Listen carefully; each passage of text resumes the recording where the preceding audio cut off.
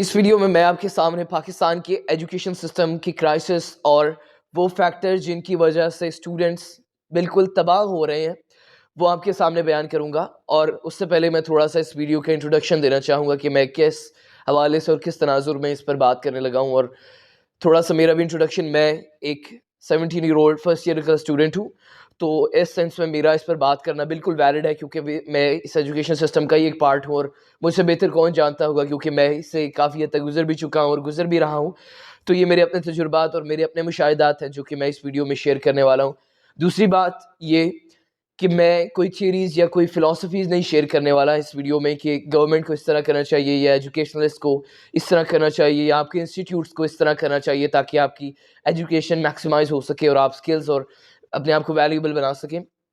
मैं आपको, मेरे जो ऑडियंस है वो 7th ग्रेड 6th ग्रेड से लेकर यूनिवर्सिटी के स्टूडेंट्स हैं, मैं उनको ये बताना चाह रहा हूँ कि ये एजुकेशन सिस्टम बेसिकली आपके साथ कर क्या रहा है और आपके साथ हो क्या रहा है। और अगर आपको इस बात की वाकफियत इसी कम उम्री में नहीं हो जाती तो इसका इनेविटेबल रिजल्ट क्या होगा।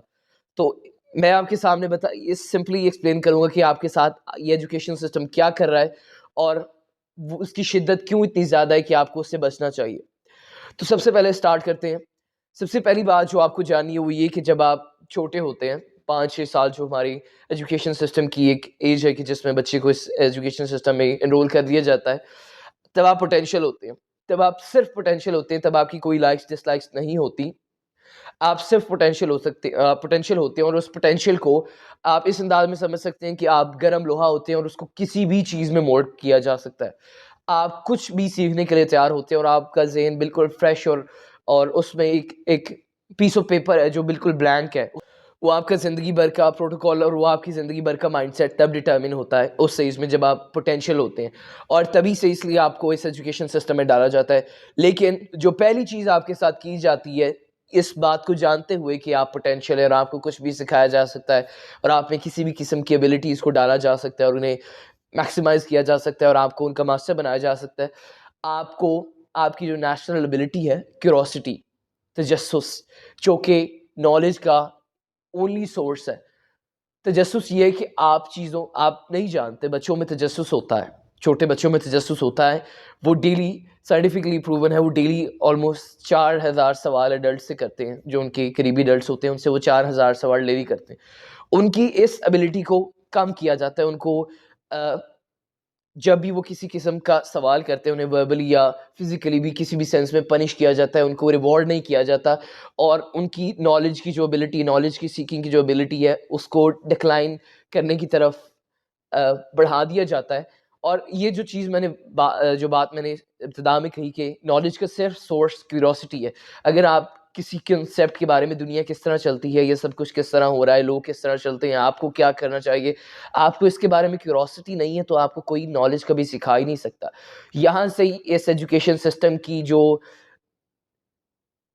तबाहकारियाँ हैं, वो वाज़िह हो जाती हैं कि आपकी जो नॉलेज सीकिंग का जो टूल है, उसी को ही बचपन में ही ख़राब कर दिया जाता है और उसे पनिश करके और उसे डिक्लाइन करवा दिया जाता है और उसे बंद कर दिया जाता है इंटेंशनली, ताकि आप कुछ भी ना सीख सकें। आप चीज़ों की कुदरत, चीज़ों के मामलात और सब कुछ किस तरह हो रहा है, दुनिया किस तरह चल रही है, लोग किस तरह चल रहे हैं, आप पढ़ क्यों रहे हैं, आप इस दुनिया में क्यों हैं, यही नॉलेज का सोर्स है और ये जो कि आपके अंदर नेचुरली है। लेकिन जब आपको इस किस्म की एटीट्यूड पर, क्यूरियस एटीट्यूड पर पनिश किया जाता है, तो वो सारी ज़िंदगी के लिए ख़त्म हो जाता है। आपकी क्यूरियोसिटी ख़त्म हो जाती है, आपका नॉलेज, आप बस समझते हैं कि जब क्यूरियोसिटी को किस चीज़ से रिप्लेस किया जाता है, आप डम्ब हैं, आप बेवकूफ़ हैं, क्योंकि आप सवाल पूछते हैं और आप दूसरे बच्चों की तरह चुप करके बैठे नहीं रहते।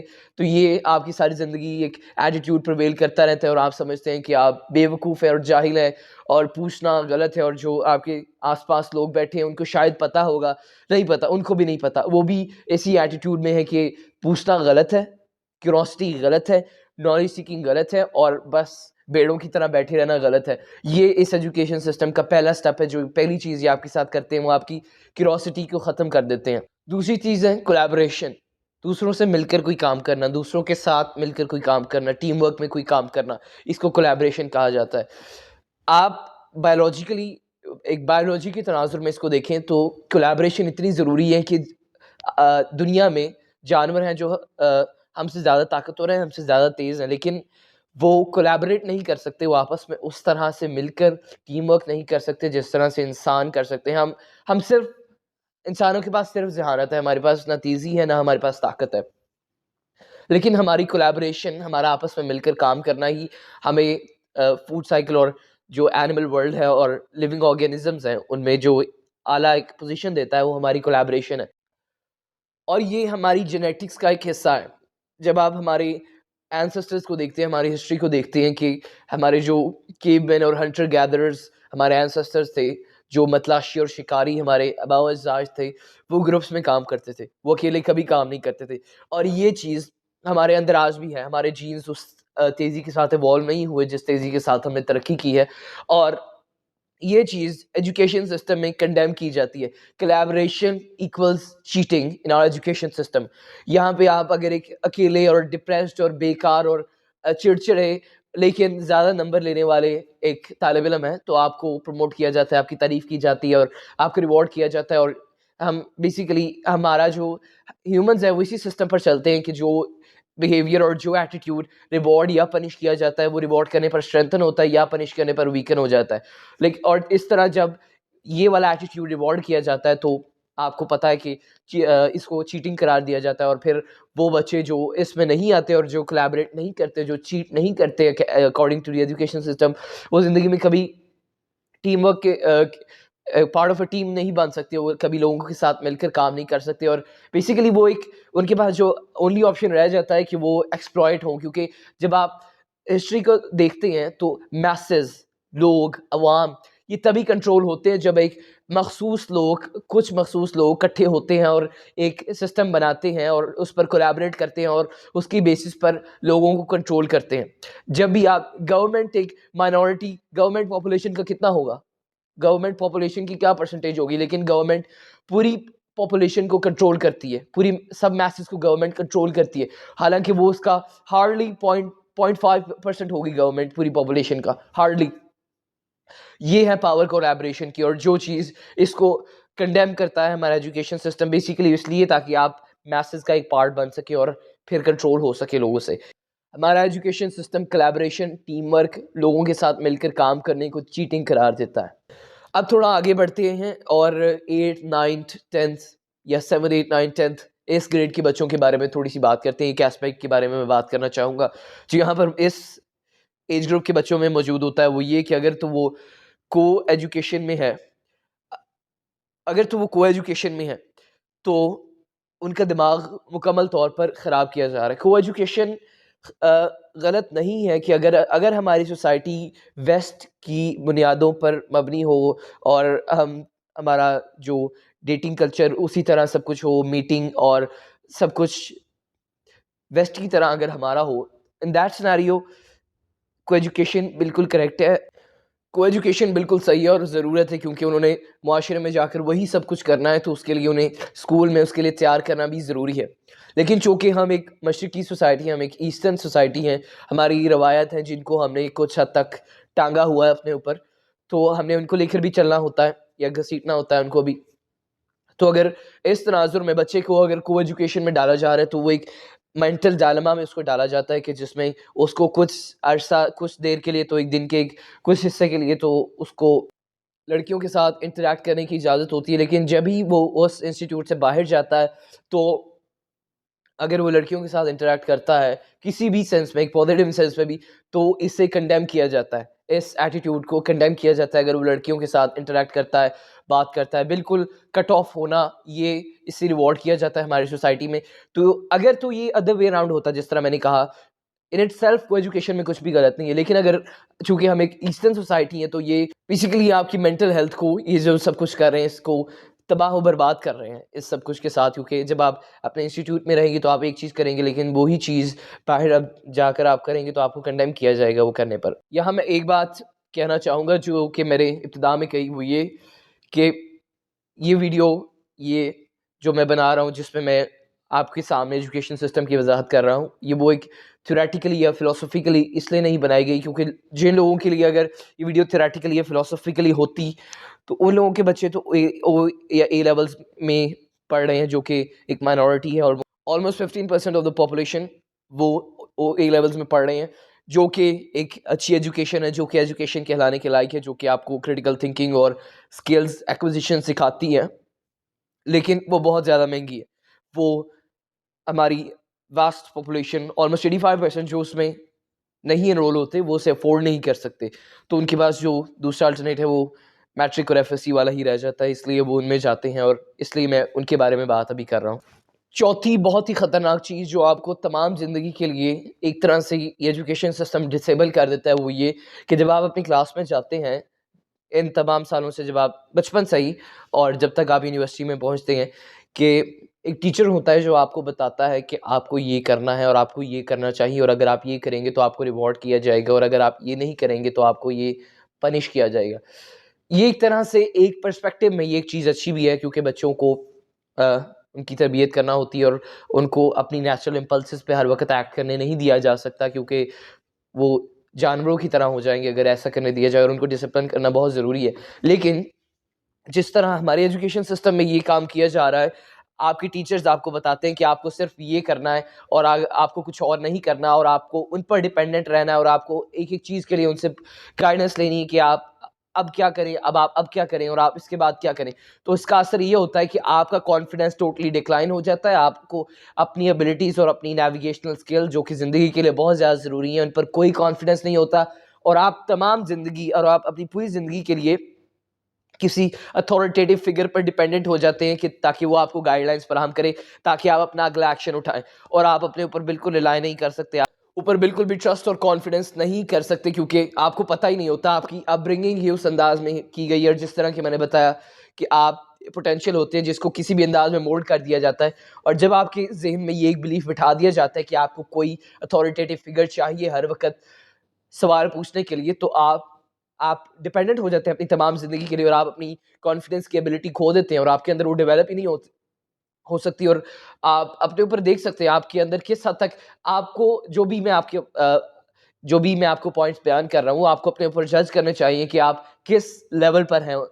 आप कोलैबोरेट कर सकते हैं लोगों के साथ, आपके अंदर क्यूरोसिटी किस हद तक है, आपका ख़वातीन से मामलात करने की अहलियत वो किस हद तक आप उसमें काबिल हैं, या अगर आपको एजुकेशन में नहीं पढ़े, जो कि एक बहुत अच्छी बात है, लेकिन अगर आप पढ़ रहे हैं तो वो आपकी स्किल्स कैसे हैं, और आपका अपने ऊपर कॉन्फिडेंस किस तरह है, आपकी नेविगेशनल स्किल ज़िंदगी के लिए किस तरह है, आप फार साइटेड है या नहीं, ये सब आप अपने आप को जज कर सकते हैं, और अगर ऐसा नहीं है, तो आपको ये बात जान लेनी चाहिए कि आपकी ये स्किल्स और आपकी जो नेचुरल एबिलिटीज़ हैं, ये आपके एजुकेशन सिस्टम ने मुकम्मल तौर पर तबाह कर दी हैं। जो पॉइंट्स मैंने अब तक बयान किए हैं, इन पर ओवरलुक किया जा सकता था, इनको दरगुज़र किया जा सकता था कुछ हद तक, अगर आपका एजुकेशन सिस्टम आपको हाईली स्किल्ड इंडिविजुअल्स बना रहा होता, आपको हाईली ट्रेन्ड इंडिविजुअल्स बना रहा होता, हाई अर्निंग इंडिविजुअल्स बना रहा होता, या हाईली अ, पोजेस अगर आपके पास high extremely good critical thinking skills होते, तो भी इन जो मैंने पॉइंट्स बताए हैं, उनको ओवरलुक किया जा सकता था। लेकिन आपका एजुकेशन सिस्टम आपको उनमें से कुछ भी नहीं दे रहा। आपको एक सिलेबस दिया जाता है, आपको एक बुक दी जाती है, जिसमें एक इबारत, एक पैराग्राफ दिया होता है, जिसको आपको याद करके किसी ब्लैंक पीस ऑफ पेपर पर ट्रांसफ़र करना होता है। ये आपका एजुकेशन सिस्टम, ये आपके एग्ज़ामिनेशंस है, और ये सब आपकी एक्विज़िशन ऑफ नॉलेज है।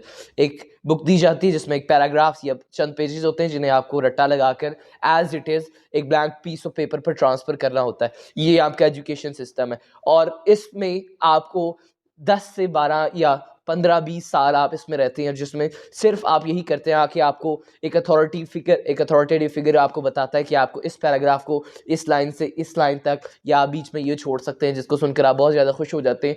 तो आपको इस मटेरियल को अपने ज़हन में बिठाना है, उसके लिए आपको बहुत ज़्यादा पोटेंशियल और बहुत ज़्यादा मेहनत लगती है, जो कि एक वाज़ेह बात है, और फिर आपको इसको इधर ट्रांसफ़र करना है, और अगर जितना अच्छा आप ट्रांसफ़र कर सकते हैं, जितना आप अच्छा एज़ इट इज़ उसको रट्टा लगाकर उधर ट्रांसफ़र कर सकते हैं, उतने ही आपके मार्क्स होंगे, उतने ही ज़्यादा आपके मार्क्स होंगे, और उतना ही ज़्यादा आपको रिवॉर्ड किया जाएगा, और उतना ही ज़्यादा आप इंटेलिजेंट हैं। ये आपका बेसिकली सम अप अगर इस एजुकेशन सिस्टम को किया जाए, तो ये आपका एजुकेशन सिस्टम है।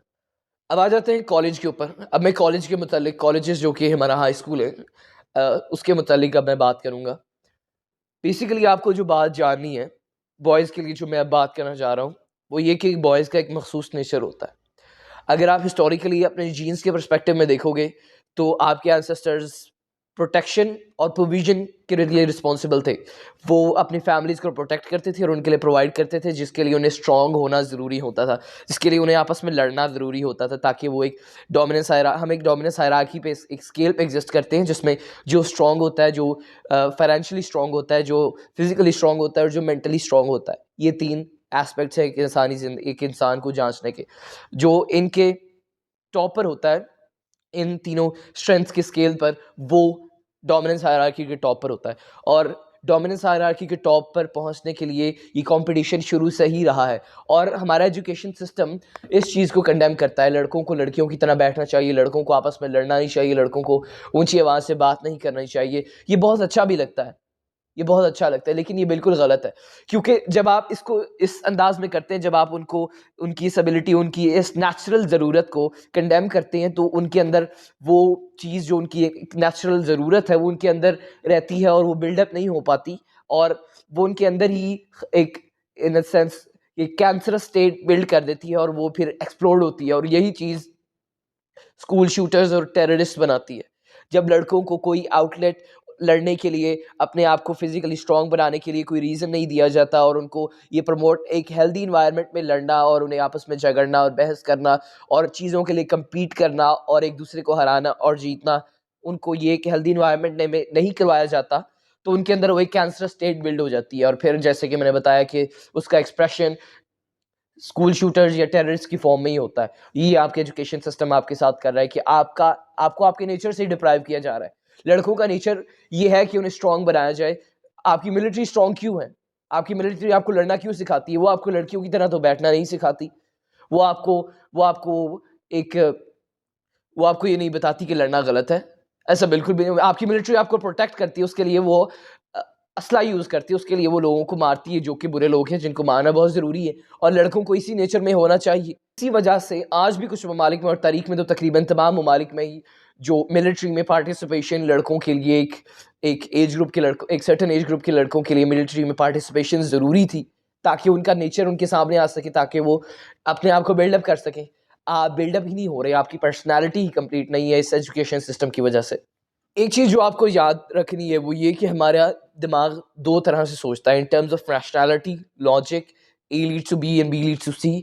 और दूसरा जो हमारा ब्रेन है, या इसे 2 पार्ट्स में बस थ्योरेटिकली ही डिवाइड किया गया है। दूसरा जो हमारा ब्रेन का हिस्सा है वो सोचता है in terms of emotion, anger, sadness, happiness, depression, envy, jealousy, anything like that. तो आपका जो एजुकेशन सिस्टम है वो आपको सिर्फ एक ही अंदाज में डील करता है, वो ये है कि आपको लॉजिकली डील किया जाता है। आपको आपकी मेंटल हेल्थ, जो कि आपकी इमोशंस पर मबनी होती है, उससे मुतालिक आपको कोई गाइडेंस फराहम नहीं की जाती, जो कि आपकी मेंटल हेल्थ को रुइन कर देता है।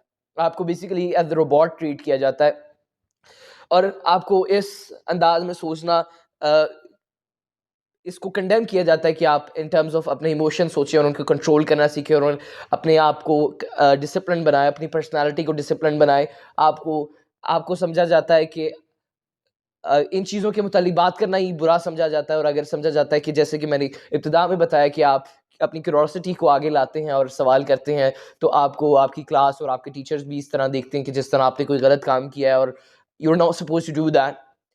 तो आपकी मेंटल हेल्थ रुइन हो जाती है। आप जो डिग्रीज और जो कागज़ के टुकड़े हासिल करते हैं, आपकी कोई पर्सनालिटी नहीं होती, आपको अपने आप से नफरत होती है, कोई आपका पर्पस नहीं होता, थिंकिंग पैटर्न्स आपके पास कोई स्पेसिफिकली डिज़ाइन अपने लिए नहीं होते, ज़िंदगी में आपको ये नहीं पता होता कि क्या चीज़ आपको मोटिवेट करती है, बस आपको सोसाइटी का प्रेशर होता है, जिसके तहत आकर आप सब कुछ जो कर रहे थे वो करते रहते हैं। और इसकी बहुत पावरफुल है, जैसे कि मैंने बताया कि आपके जो दोनों ब्रेन्स हैं वो इक्वली पावरफुल हैं, और इसका नतीजा क्या निकलता है? ड्रग्स। क्योंकि जब आपकी इमोशंस को कोई हेल्दी आउटलेट नहीं मिलता, जब आपको लड़ने नहीं दिया जाता, तो वो इमोशंस वो ख़त्म नहीं हो जाएंगे, वो कहीं ना कहीं बिल्डअप होते रहेंगे, और अपने लिए कोई कोई ना कोई आउटलेट तलाश कर लेंगे, और मोस्ट लाइकली जैसे कि मैंने बताया, या लोग टेररिज्म या क्रिमिनलिटी या इस सोर्ट्स ऑफ फील्ड में चले जाते हैं, या वो ड्रग्स की तरफ चले जाते हैं। तो ये सिर्फ आपके एजुकेशन सिस्टम की वजह से है, जिसमें आपने अपनी तमाम ज़िंदगी लगाई होती है।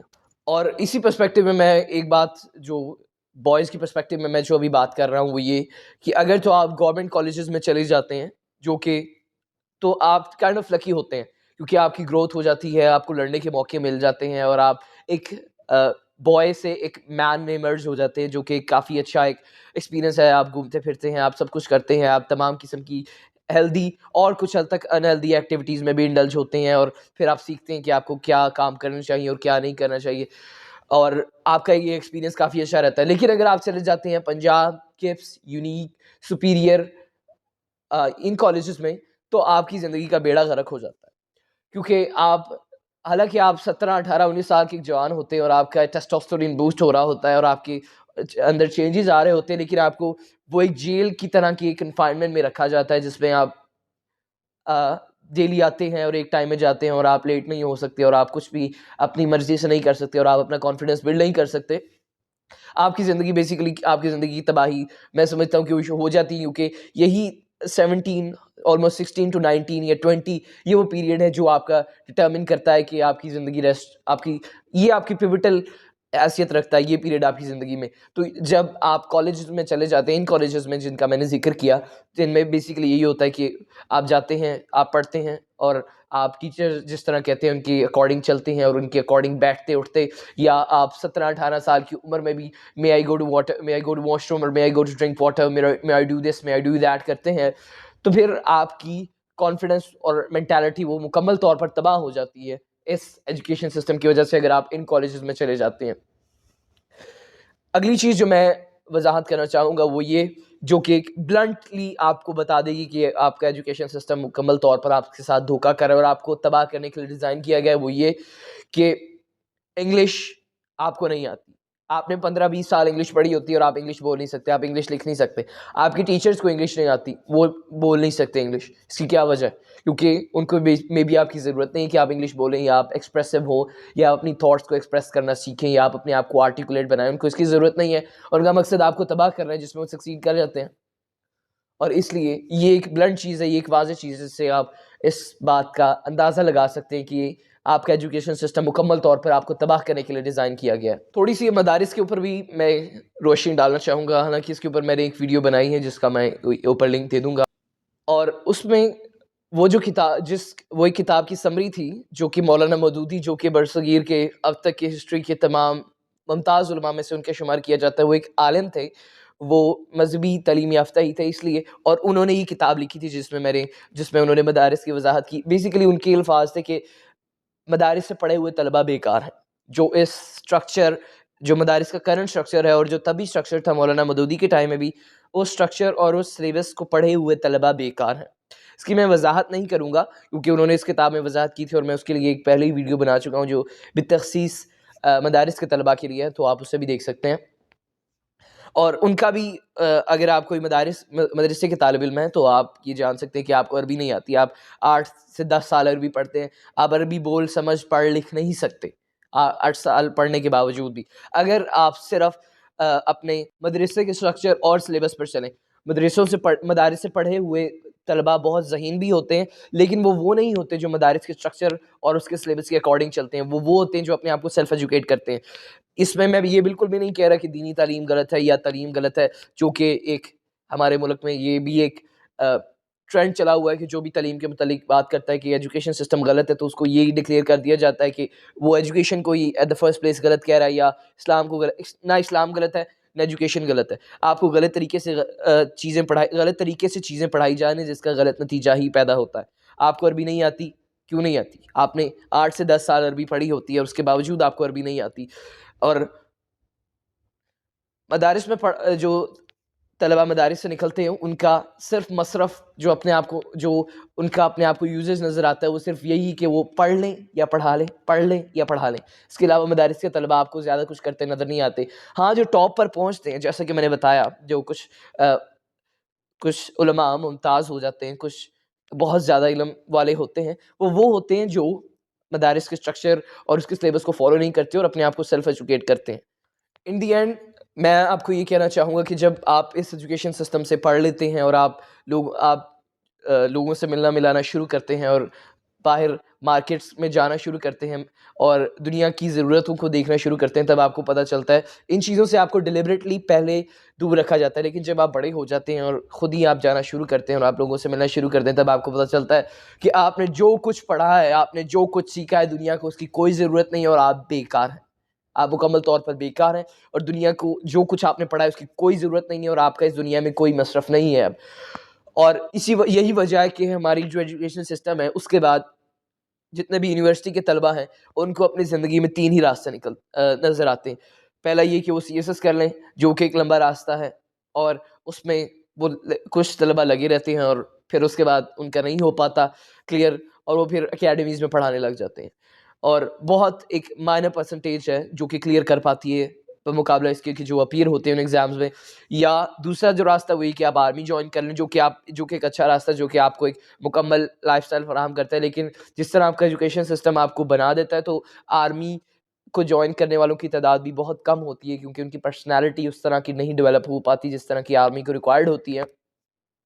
तीसरा रास्ता है कि आप बाहर चले जाएँ और आप कोई भी लो प्रोफ़ाइल जॉब्स करें। बाहर जाने वाला जो रास्ता है वो भी आपके लिए कोई इतना काबिल-ए-इज़्ज़त नहीं रह चुका, क्योंकि जब आप देखते हैं और लोगों से मिलते हैं तो आपको पता चलता है कि पाकिस्तानीज़ को सस्पेक्ट डिक्लेयर किया जा चुका है वर्ल्ड वाइड और आपको चोर और आपको कोई बुरा और पैसे माँगने वाला समझा जाता है, जब भी आप बाहर किसी भी वेस्ट या ईस्ट में या किसी भी डेवलप्ड कंट्री में जाते हैं, तो पाकिस्तानीज़ के मुतालिक लोगों का ये एटीट्यूड है।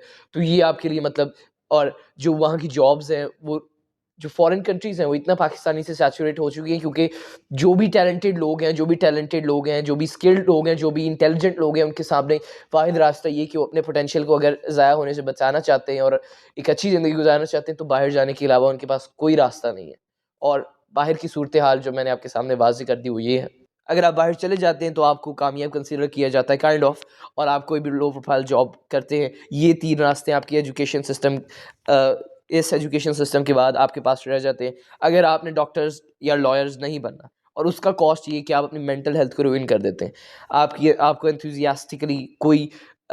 एंथुसियाज़्म एक बुरी एबिलिटी आपके अंदर कंसीडर की जाती है, कोलैबोरेशन और क्यूरोसिटी, ये सब कुछ बुरा कंसीडर किया जाता है आपके एजुकेशन सिस्टम में। ये खुलासा था कि जिसमें मैंने आपको बयान कर दिया कि किस तरह आपका एजुकेशन सिस्टम आपको तबाह कर रहा है। अब इन द एंड सॉल्यूशन की तरफ आ जाते हैं। बहुत से लोग ये पूछेंगे कि सॉल्यूशन क्या है, और उनका वो जो माइंडसेट है कि उनको कोई अथॉरिटेटिव फिगर ये बात बताएं कि उनको क्या करना चाहिए। तो मैं आपको ये नहीं बताने वाला कि आपको क्या करना चाहिए। हाँ, मैं आपको ये बताऊँगा कि आपको क्या करना है, लेकिन मैं आपको ये नहीं बताऊँगा कि आपको कैसे करना है, वो आपको खुद ही करना है। जिस तरह कि मैंने आपको बताया कि हमारी ज़िंदगी के 3 एस्पेक्ट्स होते हैं। फाइनेंशियल, आपके पास पैसे कितने हैं, आपकी इमारत का लेवल क्या है। मेंटल, आप सोचते कैसे हैं, आपकी स्पिरिचुअलिटी कैसी है, आप दुनिया के मुतालिक आपके अकायद क्या है, आप किस तरह सोचते हैं, आपकी मेंटल हेल्थ किस तरह की है, आपके लोगों से रिलेशंस किस तरह से के हैं, और आपके अपने आप से रिलेशंस किस तरह के हैं। ये सब कुछ मेंटालिटी में आ जाता है। और तीसरी फिजिकलिटी, फिजिकली स्ट्रांग होना, जो कि मेंटल हेल्थ के लिए भी एक बहुत अहम फैक्टर है। ये 3 फैक्टर्स हैं, ये 3 एस्पेक्ट्स हैं जो आपकी ज़िंदगी के, जिनकी में आपको अपने आप को स्ट्रॉन्ग करना है, और जितना आप अपने आप को टॉप पर ले जा सकते हैं डोमिनेंस हायरार्की पे, इन 3 एस्पेक्ट्स में आपको उतना अपने आप को टॉप पर ले जाना है।